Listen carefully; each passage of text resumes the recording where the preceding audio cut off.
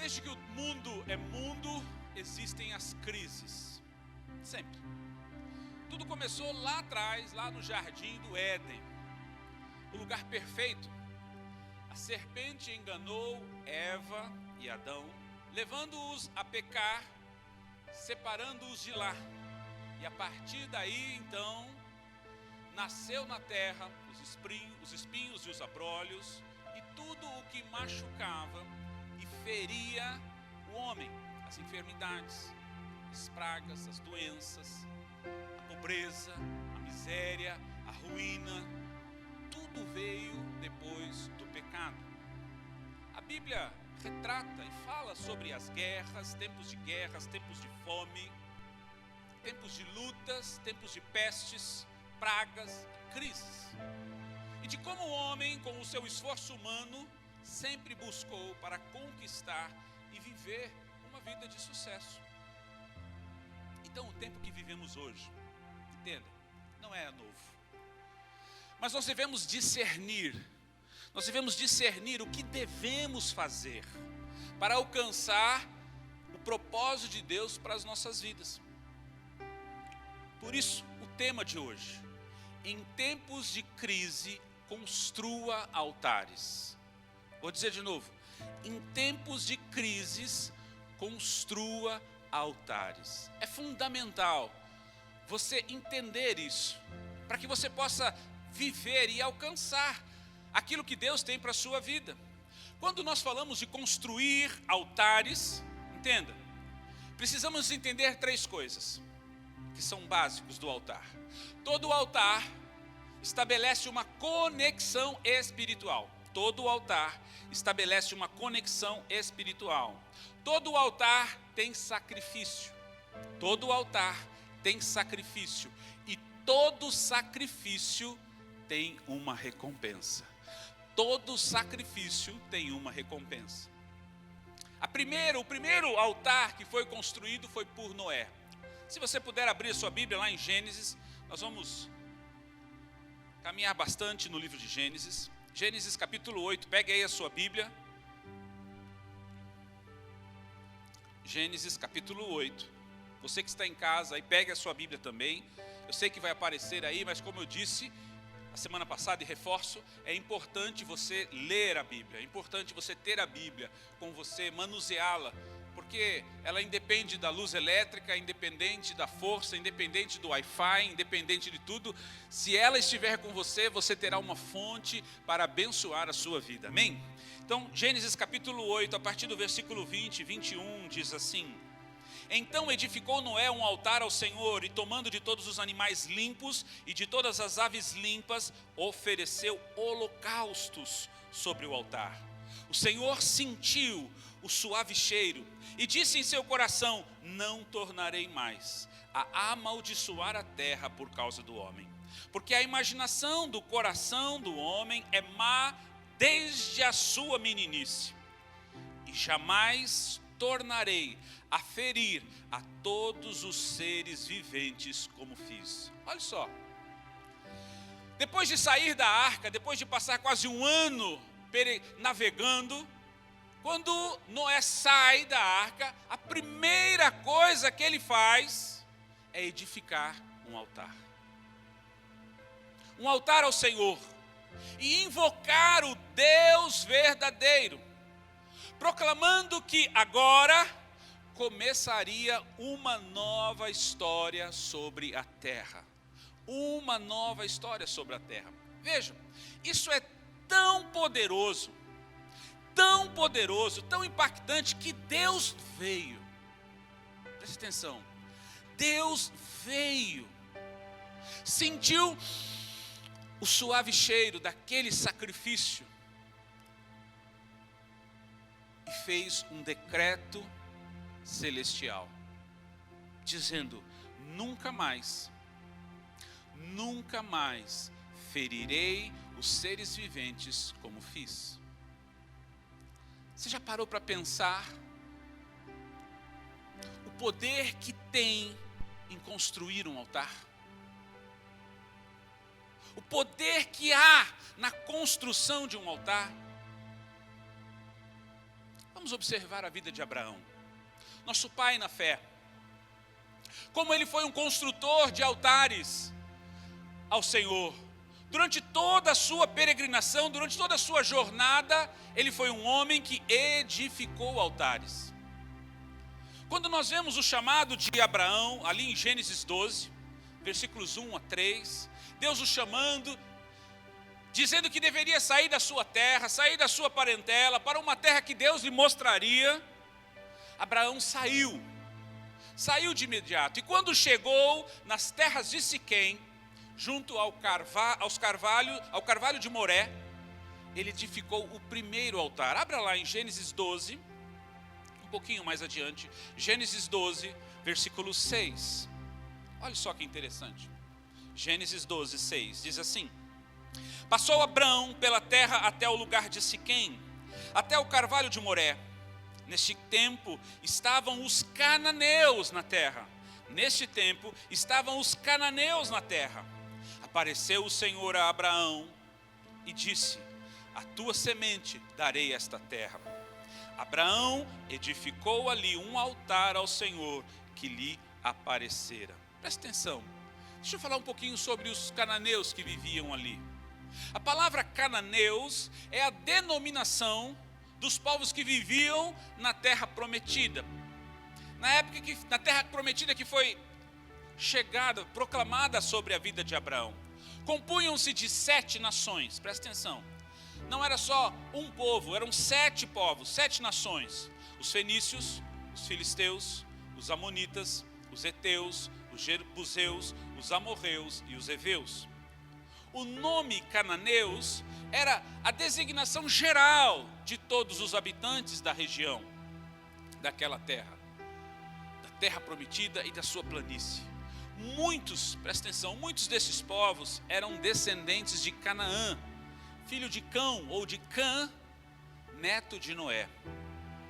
Os cananeus são descritos na Bíblia como um povo grande, pessoas grandes e poderosas, mas um povo idólatra, supersticioso, profano e iníquo.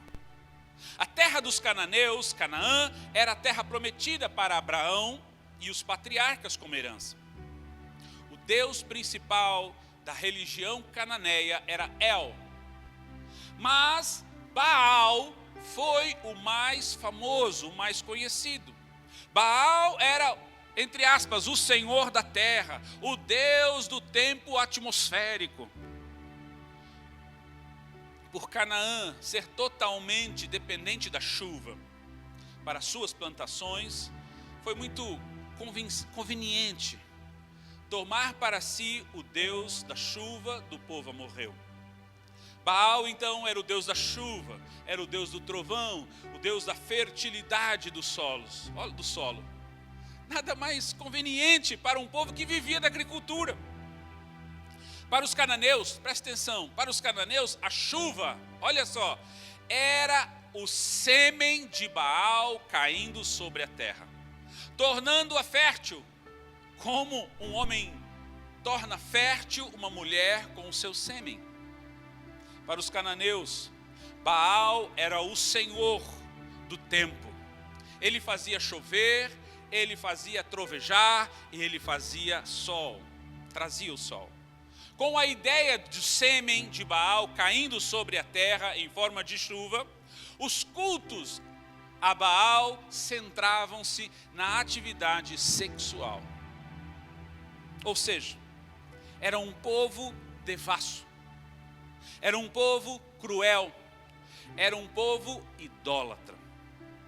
Então, quando Abraão chega naquela terra, presta atenção, você precisa entender isso. Quando Abraão chega naquela terra, ele levanta um altar e estabelece uma conexão com o mundo espiritual, dizendo: ei, a partir de agora Deus está aqui, a partir de agora esta terra é do Senhor.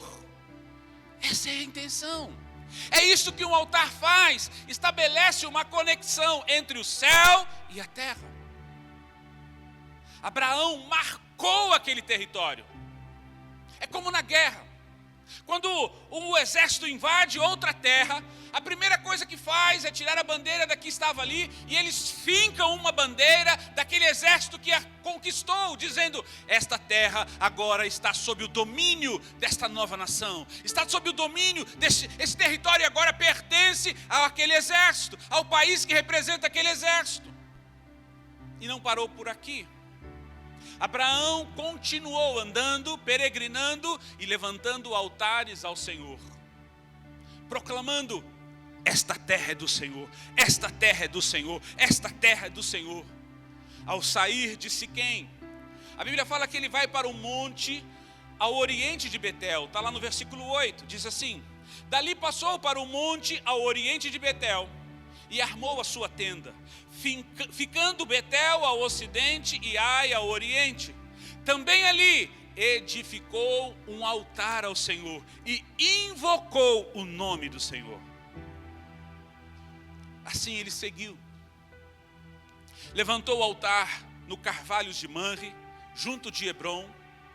Depois edificou um altar no Monte Moriá, monte este onde mais tarde foi construído o templo de Jerusalém. Lembre-se, todo altar estabelece uma conexão espiritual. Todo altar tem um sacrifício, e todo sacrifício tem uma recompensa. O altar, irmãos, é um memorial, presta atenção, o altar é um memorial que fala de geração a geração. Abra comigo em Gênesis 22, Gênesis 22, versículo 9. Gênesis 22, verso 9, olha o que diz a palavra. Chegaram ao lugar que Deus lhe dissera, e sobre ele pôs em ordem a lenha, amarrou Isaque seu filho, deitou-o sobre o altar, em cima da lenha. Escute, talvez você já tenha ouvido falar sobre esta oferta. Foi quando Deus pediu a Abraão seu filho Isaque. Ele chegou naquele monte, ele edificou um altar.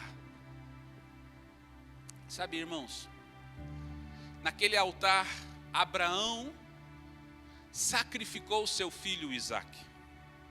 E eu digo, sim, sacrificou. Mas talvez você me pergunte, mas como assim sacrificou se Isaque não morreu? Escute, para Abraão e para Deus, ele matou aquele filho. Ele sacrificou o seu filho. Foi como se ele tivesse imolado a seu filho.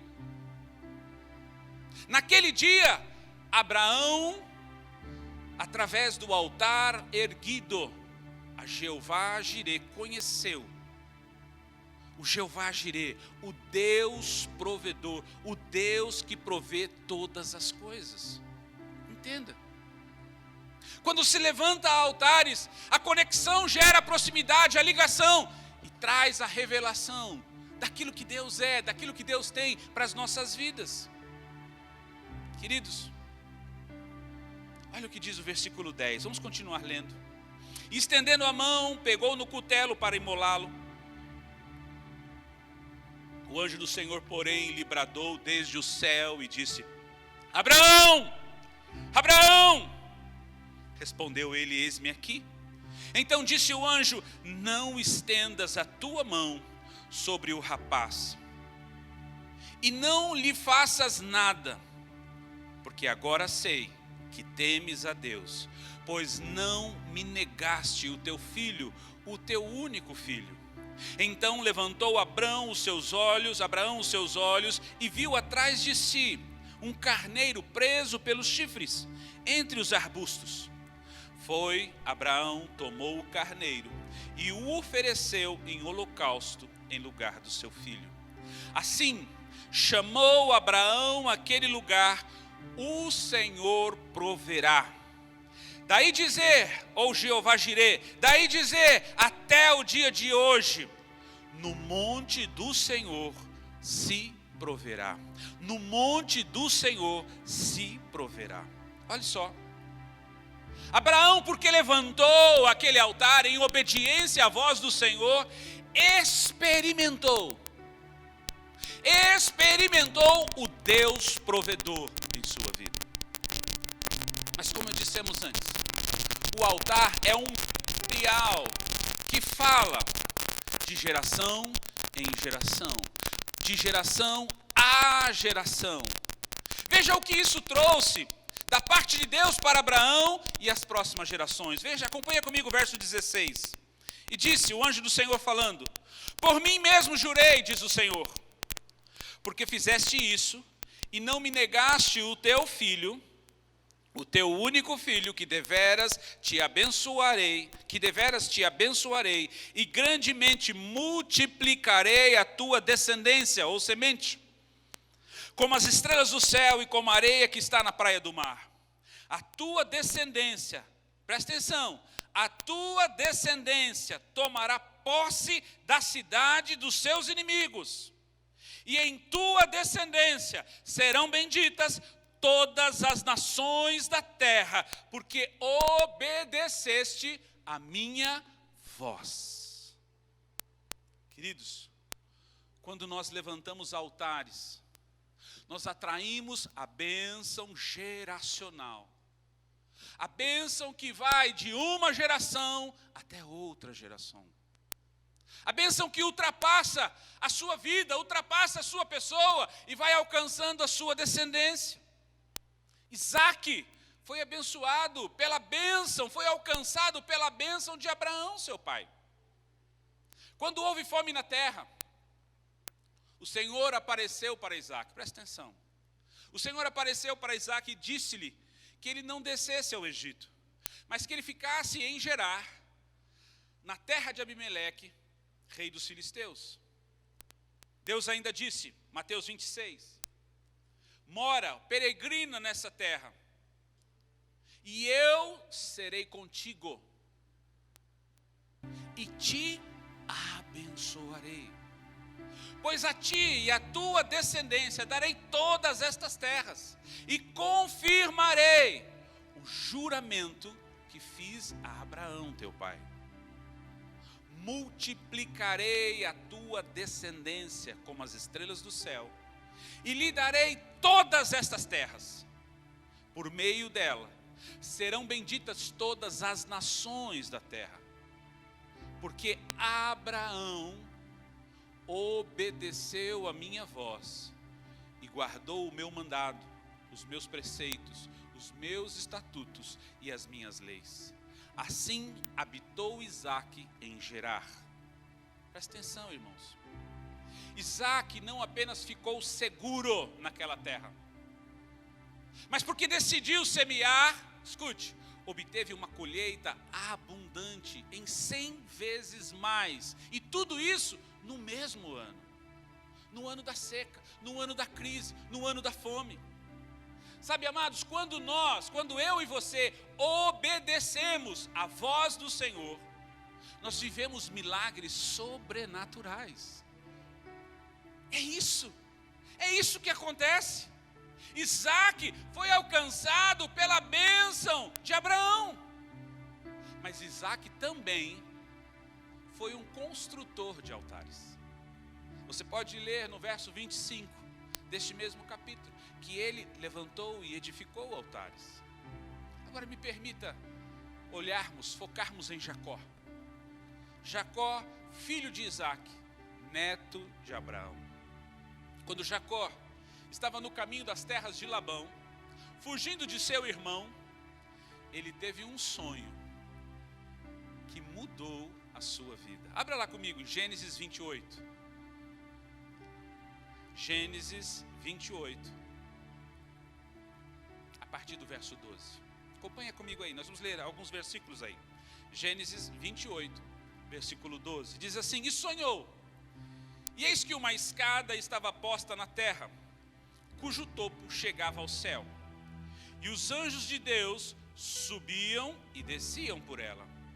Por cima dela estava o Senhor, que lhe disse: eu sou o Senhor, o Deus de Abraão, teu pai, e o Deus de Isaque.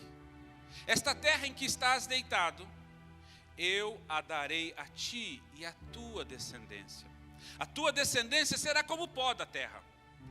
Tu te estenderás ao ocidente, ao oriente, ao norte e ao sul. E em ti e na tua descendência serão benditas todas as famílias da terra. Presta atenção no que Deus diz. Eu estou contigo. Eu estou contigo. E te guardarei por onde quer que fores. E te farei tornar a esta terra. Não deixarei até que tenha cumprido aquilo que te tenho dito. Despertando Jacó do seu sono, disse: uau, na verdade o Senhor está neste lugar e eu não o sabia. Temeu e disse: quão terrível é este lugar! Este não é outro lugar senão a casa de Deus, e esta é a porta dos céus. Irmãos, Jacó também foi alcançado pela mesma bênção que Isaac desfrutou, a bênção de Abraão. Diante de tamanha experiência, Jacó se levanta, acorda, desperta logo cedo e levanta, edifica um altar e faz voto, faz um voto ao Senhor. Olha lá o versículo 18. Então se levantou Jacó de madrugada ou bem cedo, tomou a pedra que tinha posto por travesseiro, erigiu-a em coluna, colocou-a como se fosse de pé, como um altar, e derramou azeite em cima dela. E chamou aquele lugar Betel. Porém o nome daquele lugar, daquela cidade antes era Luz. Fez também Jacó um voto, dizendo: se Deus for comigo e me guardar nesta viagem que ora faço, e me der pão para comer, me der vestes para vestir, e eu em paz voltar à casa de meu pai, o Senhor será o meu Deus. E esta pedra, este altar que tenho posto como coluna, será casa de Deus. E de tudo o que me deres, certamente te darei o dízimo. Olha só, irmãos, Jacó, com aquela experiência, ele levanta um altar e faz um voto ao Senhor. Ele levanta um altar, oferece ao Senhor um sacrifício, que é o que ele tinha, azeite. Porque ele sai da casa do seu pai com uma mão na frente e uma mão atrás. Ele estava saindo fugido de seu irmão. Agora, veja o que acontece. Depois de muito tempo, após se casar e ter filhos, quando voltava lá da casa de Labão, Deus lhe diz para levantar um altar. Vá lá comigo em Gênesis 35. Olha que interessante. Jacó está voltando. Gênesis 35. Está voltando para as terras do seu pai. Gênesis 35:1 diz assim: Então disse Deus a Jacó. Então disse Deus a Jacó: levanta-te, sobe a Betel e habita ali. Faze ali um altar ao Deus que te apareceu quando fugias da presença de Esaú, teu irmão. Então disse Jacó à família e a todos os que com ele estavam: ei, lançai fora os deuses estranhos que há no meio deles, no meio de vós. Purificai-vos, trocai as vossas vestes, levantemo-nos e subamos a Betel, onde farei um altar ao Deus que me respondeu, ao Deus que me respondeu no dia da minha angústia, e que foi comigo no caminho por onde andei. Então deram a Jacó todos os deuses estranhos que tinham nas mãos, e as argolas que lhes prendiam nas orelhas, e Jacó os escondeu debaixo do carvalho que está junto a Siquém. Então partiram E o terror de Deus caiu sobre as cidades que estavam ao redor deles, e não seguiram os filhos de Jacó. Assim chegou Jacó à luz, que está na terra de Canaã, isto é, Betel, ele e todo o povo que com ele havia. Edificou ali um altar, e chamou aquele lugar El Betel, porque ali Deus se lhe tinha manifestado quando fugia de seu irmão.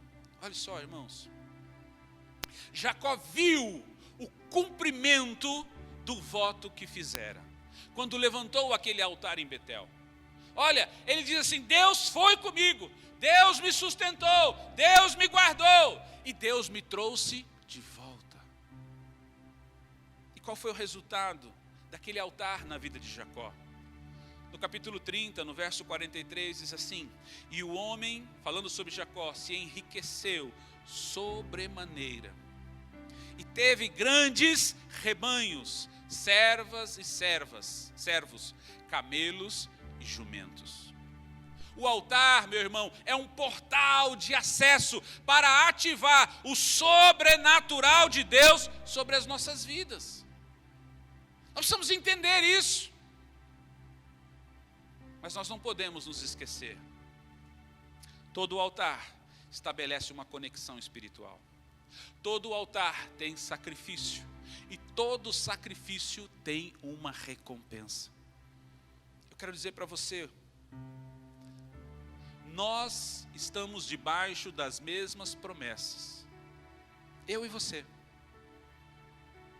Não apenas Abraão edificou altares, mas Isaac e Jacó também edificaram. Agora é a sua vez. Agora é a nossa vez de edificarmos altares. Agora é a nossa vez de oferecermos o nosso sacrifício. Irmãos, entenda. Desde os primórdios, a humanidade viveu e vive em níveis diferentes. O ser humano, podemos dizer que vive em 4 níveis. 1, na pobreza, na miséria, na escassez, vivendo de favores. 40% da faixa de Gaza, da população da faixa de Gaza, não tem emprego, vive sem trabalho, vive de favores. Segunda categoria, no limite da provisão. Vive na medida, contando moedas, sempre em financiamento, sempre endividados. Vive de aluguel. 3, vive no bem-estar. Tem a sua casa própria, tem o seu carro próprio, tem para viver, mas não sobra. E 4, na abundância, nobreza, sobrando, emprestando, poupando, gozando de férias, de viagens. Eu pergunto para você, como podemos romper com as cadeias da miséria, da pobreza, daquilo que pode nos limitar, daquilo que pode nos impedir de avançar, de crescer? Irmãos, presta atenção. A Bíblia fala que a vida do justo é como a luz da aurora. Ou seja, é como a luz do amanhecer, ela não para. Ela sempre evolui. Ela sempre cresce, até, diz o texto, se chegar ao dia perfeito, que é meio-dia. Eu quero dizer uma coisa para você, a vida que Deus tem para você é crescente, é melhorando, é avançando, é prosperando, é desenvolvendo cada dia mais. Você não pode se acomodar e nem permitir que essa vida, não, tá bom assim. Não, irmãos, Deus tem mais. Não importa como você está vivendo, eu quero dizer para você, Deus tem mais para você, meu irmão. Não é só na parte financeira, mas é em todas as áreas, na área familiar, na área profissional, na área espiritual. Tem gente que continua na mesma condição espiritual de 10 anos atrás, de 20 anos atrás, e acha que está bom. Não está bom, Deus tem mais para você. O propósito de Deus é nos fazer crescer, é nos fazer avançar. Em todas as áreas. Mas como romper esses vínculos? Como romper essas cadeias que às vezes nos limitam, nos aprisionam e nos impedem de avançar? Primeiro, faça votos. faça votos. Nós temos armas espirituais, olha só, nós temos a palavra de Deus, nós temos o jejum que nós estamos fazendo 21 dias de jejum, nós temos a oração, que estamos fazendo oração 3 vezes por dia, mas nós também temos o voto. Voto é uma arma espiritual que nós temos para romper os limites da nossa vida, daquilo que estamos vivendo. Olha Jacó, faça como Jacó. Em Gênesis 28, 20, a palavra fala que ele fez um voto ao Senhor, dizendo, primeiro, se Deus for comigo, fala da presença de Deus. Segundo, me guardar nessa viagem que ora faço, isso fala de proteção. Irmãos, todos nós precisamos de proteção. Sim ou não, irmãos? Ainda mais nesse tempo. Terceiro, me der pão para comer e vestes para vestir. Isso fala de provisão, de sustento. E em 4, ele diz, e em paz eu tornar a casa do meu pai. Isso fala do propósito. Irmãos, a consequência do voto seria, olha só, o Senhor será o meu Deus. Segundo, a esta pedra que tenho posto como coluna será a casa de Deus. Terceiro, e de tudo o que me deres, certamente te darei o dízimo. Todo voto, ele tem um propósito, e ele tem uma consequência. Ana também fez um voto, lembra de Ana? A mãe de Samuel, esposa de Eucana, e ela foi específica no voto que fez. Isso está lá em 1 Samuel 1:11.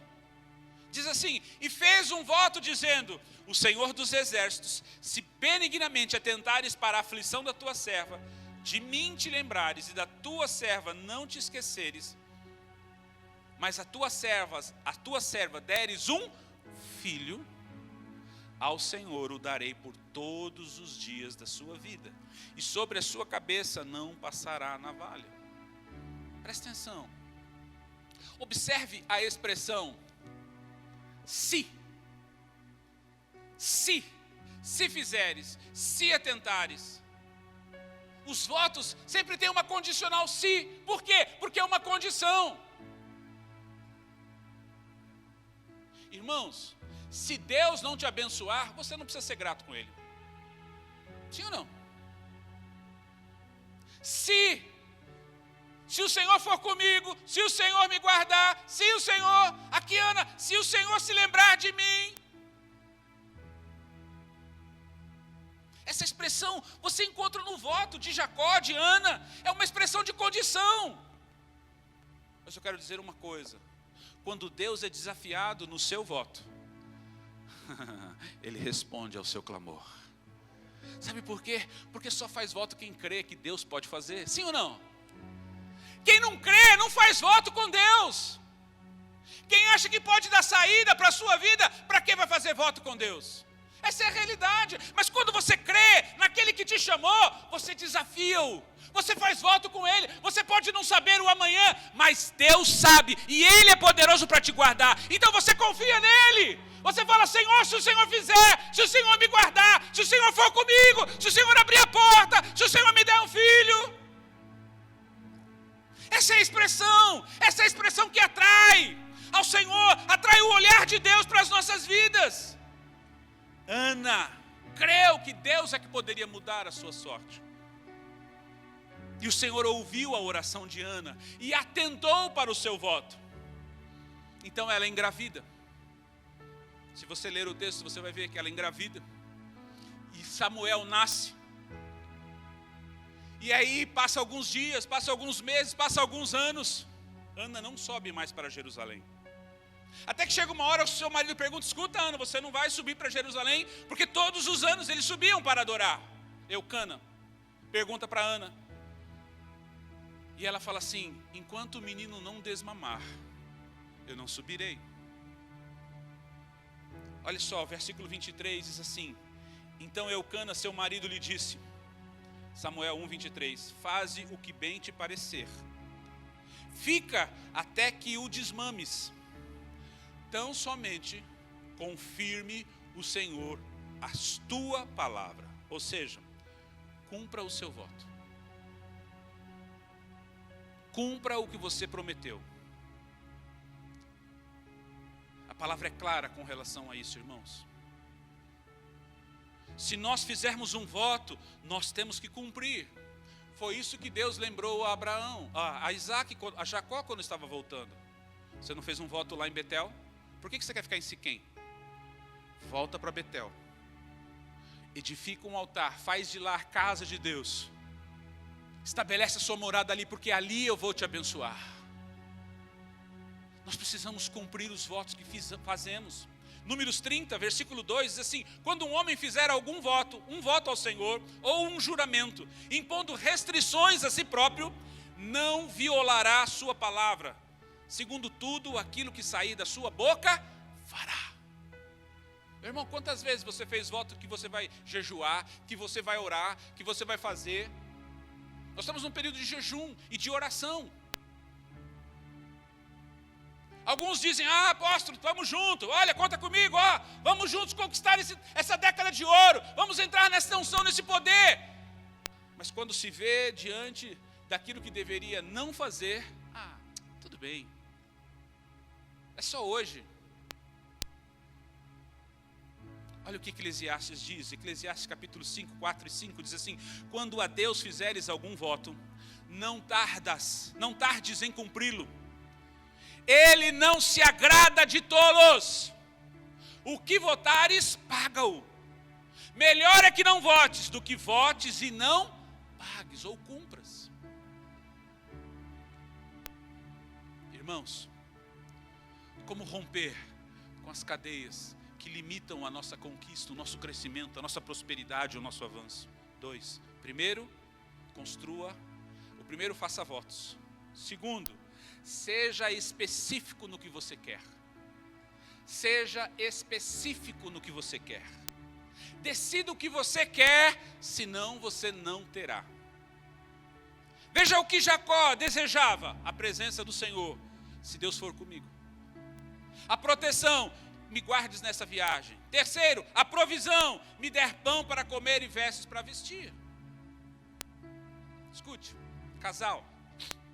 Enquanto vocês não definirem o que vocês querem como casal, como família, vocês jamais vão alcançar. Sabe aquela história? A mulher quer morar num apartamento, o homem quer morar numa casa. Nunca vão comprar nada. Por quê? Porque nunca vão ter unidade para determinar o que querem. Vamos tirar férias, vamos viajar, vamos para onde? Um quer ir para um lugar, outro quer ir para outro. Não entra em acordo, nunca conquista, nunca realiza. Precisa ter unidade, precisa ter foco, precisa ser específico no pedido, precisa ser específico no que você quer. Terceiro, como romper as cadeias que limitam o nosso crescimento, a nossa prosperidade, o nosso avanço. Terceiro, plante sementes ousadas. Como romper? Plante sementes ousadas. Nós estávamos lá em Campo Grande, na reunião de pastores no começo do mês passado. O apóstolo Edmilson então compartilhou comigo sobre a visão que ele tinha, a direção que ele tinha de Deus para esse período de 21 dias de jejum, e como esses 21 dias desencadeariam num período, numa década que ele titulou como década de ouro, uma década onde o Espírito Santo governaria as nossas vidas, nos levaria a viver, a desenvolver, a crescer e a alcançar tudo aquilo que Deus tem para nós. E quando ele compartilhou comigo a visão, eu plantei uma oferta para o dia 1º de abril, o primeiro dia do jejum, o primeiro dia do propósito, uma oferta de R$1.000, porque eu disse para ele: eu vou entrar junto com você nesse propósito, eu não vou ficar para trás, eu tenho uma aliança com você, eu quero viver. Irmãos, se você não plantar sementes ousadas, você jamais vai alcançar aquilo que você quer.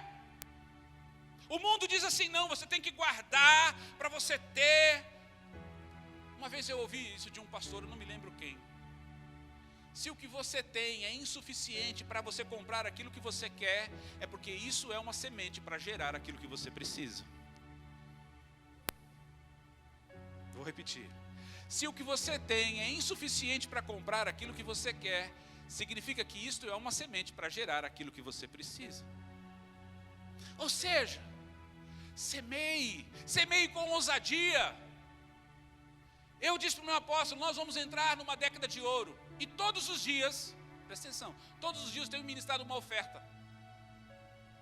Na igreja lá em Campo Grande. Todos os dias, porque ele levantou um altar, ele desafiou as pessoas a ministrarem uma oferta. Sabe por quê, irmãos?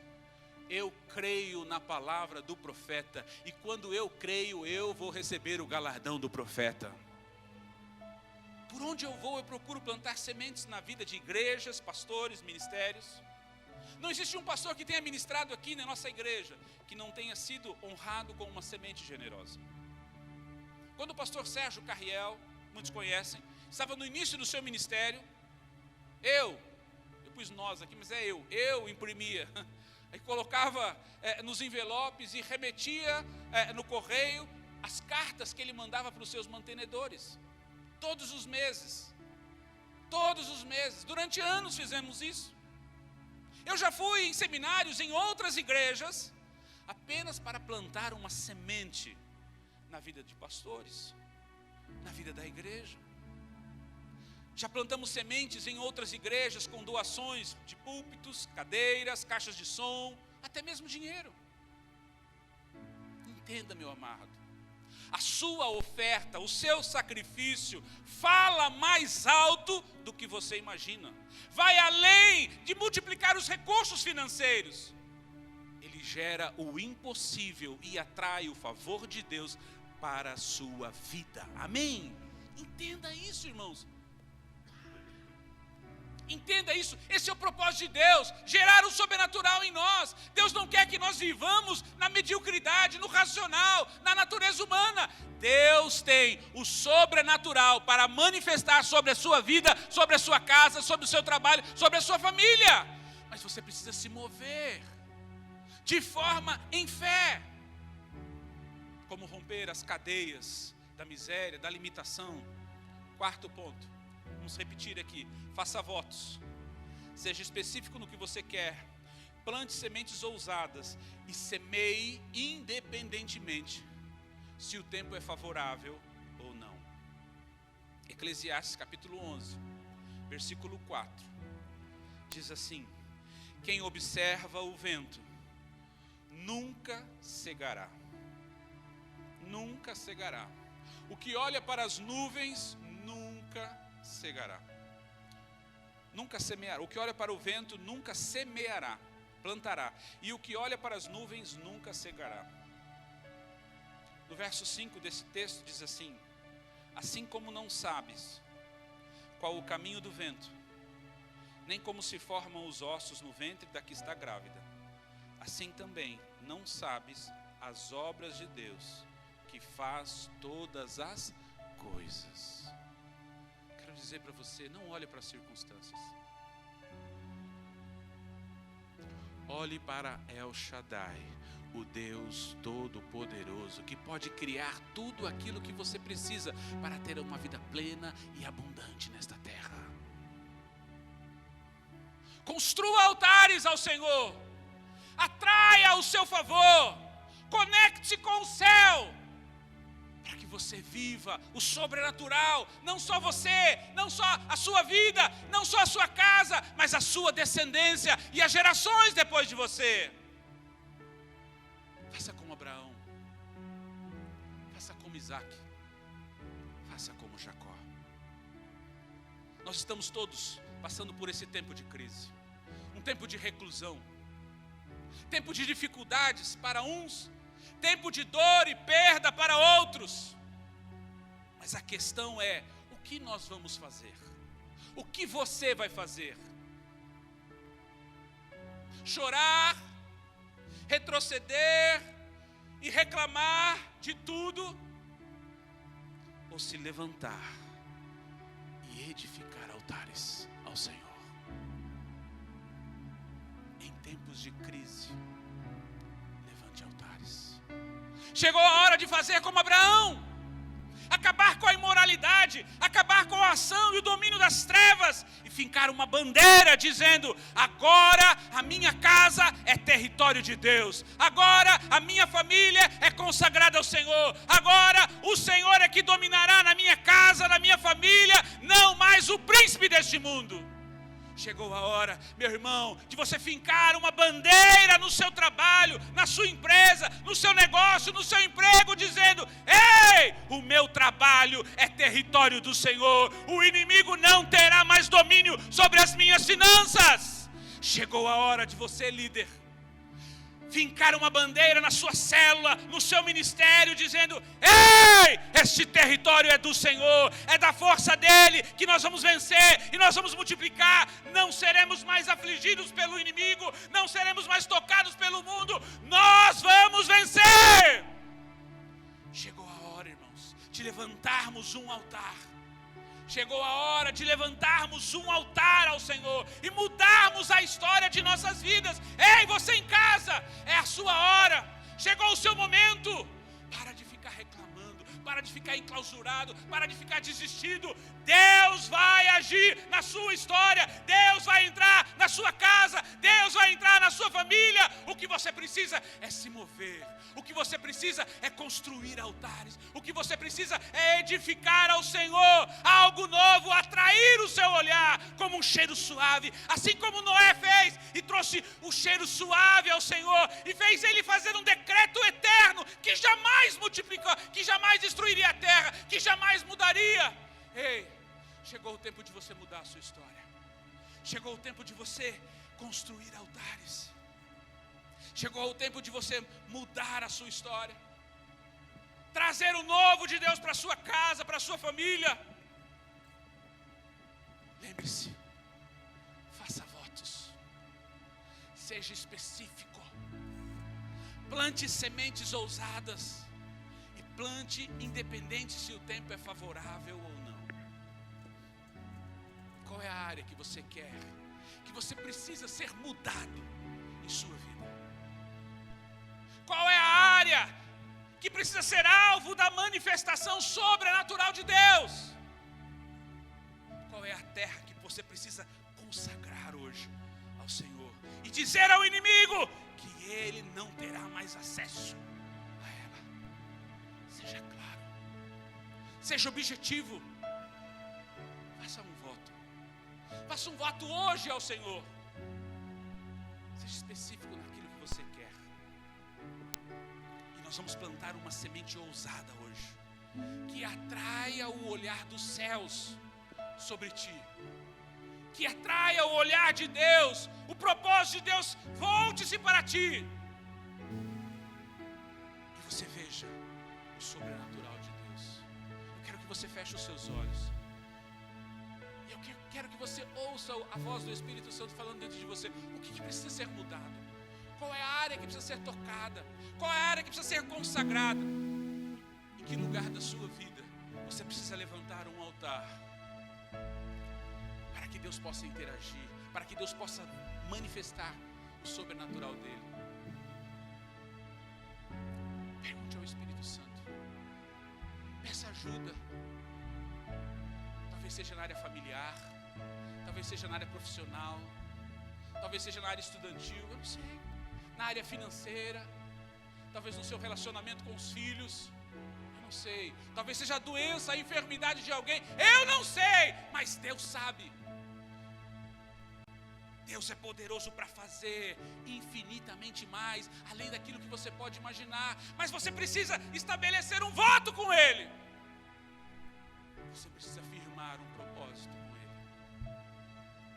Fale com Ele. Diga para Ele o que você quer, o que você precisa dEle e o que você dará a Ele se isso se manifestar.